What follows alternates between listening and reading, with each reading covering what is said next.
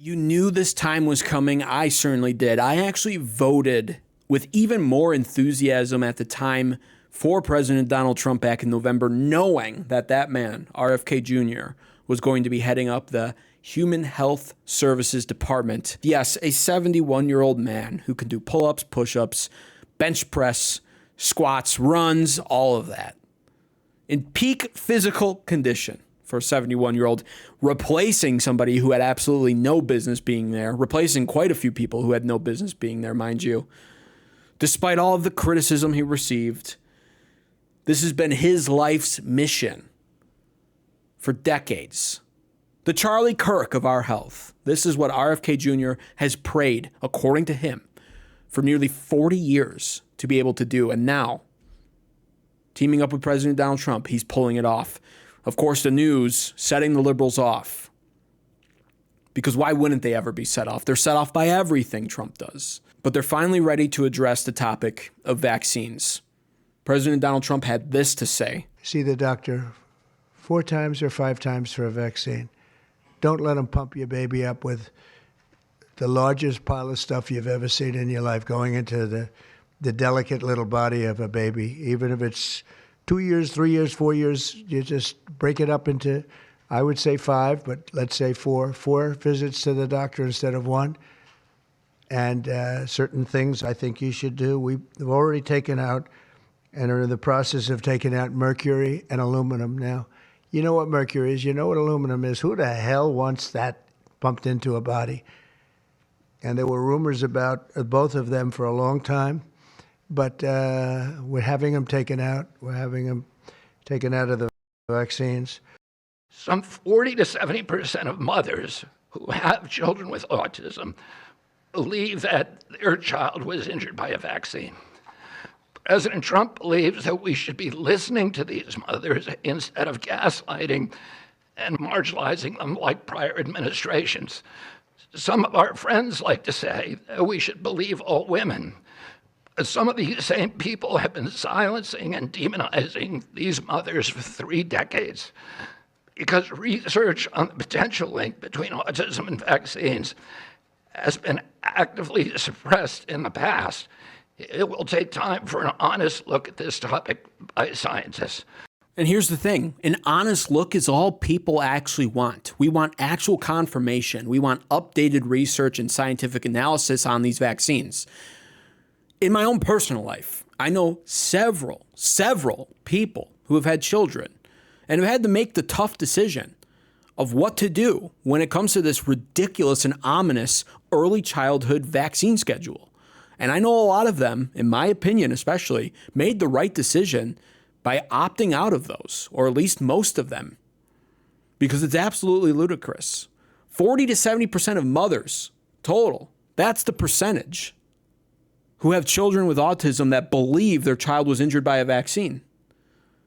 And correlation doesn't always equal causation, but that is definitely worth looking at. In more groundbreaking news as well today, Tylenol, trending alongside Dr. Trump, became a headline as RFK Jr. would go on to announce this study and what they're finding out about Tylenol, possibly. I have to emphasize, possibly. But take a listen. First, HHS will act on acetaminophen. The FDA is responding to clinical and laboratory studies that suggest a potential association between acetaminophen use during pregnancy and adverse neurodevelopmental outcomes, including later diagnosis for ADHD and autism. Scientists have proposed biological mechanisms linking prenatal acetaminophen exposure to altered brain development. We have also evaluated the contrary studies that show no association. Today, the FDA will issue a physician's notice about the risk of acetaminophen during pregnancy and begin the process to initiate a safety label change. HHS will launch a nationwide public service campaign to inform families and protect public health. FDA also recognized that acetaminophen is often the only tool for fevers and pain in pregnancy, as other alternatives have well-documented adverse effects. HHS wants, therefore, to encourage clinicians to exercise their best judgment and the use of acetaminophen for fevers and pain in pregnancy by prescribing the lowest effective dose for the shortest necessary duration and only when treatment is required. President Donald Trump would go on to wrap up that portion of the speech where they were discussing the vaccines, the Tylenol, all of that. He would go on to say this. I actually really like what he had to say here. It's not like something that when you go from all of those, healthy babies to a point where I don't even know structurally if a country can afford it. And that's the least of the problems. To have families destroyed over this is just so terrible. I also, and we've already done this, we want no mercury in the vaccine. We want no aluminum in the vaccine. The MMR, I think, should be taken separately. This is based on what I feel, the mumps, measles, and all the three should be taken separately. And it seems to be that when you mix them, there could be a problem. So there's no downside in taking them separately. In fact, they think it's better, so let it be separate. The chicken pox is already separate because when that got mixed in, I guess they made it for a while, it really was bad. So they make chicken pox. Individually, they're okay. When you mix them, something maybe happens. So there's no downside in doing it. It's not like, oh, if you do it, bad things. No, it's only good side. And it may not have that much of an impact, but it may have a big impact. So let those be taken separately. And then hepatitis B is sexually transmitted. There's no reason to give a baby that's almost just born hepatitis B. So I would say wait till the baby is 12 years old and formed and take hepatitis B. And I think if you do those things, it's going to be a whole different, it's going to be a revolution in a positive sense in the country. Multiple revolutions happening on multiple fronts, all in favor of the Conservative Party. You love to see it. You love to hear about it. Our health is abysmal here in America, and I can't emphasize that enough. That's why when RFK Jr. walked down that aisle last summer and endorsed President Donald Trump, I knew for a fact that I was voting for President Donald Trump, for MAGA, and for MAHA.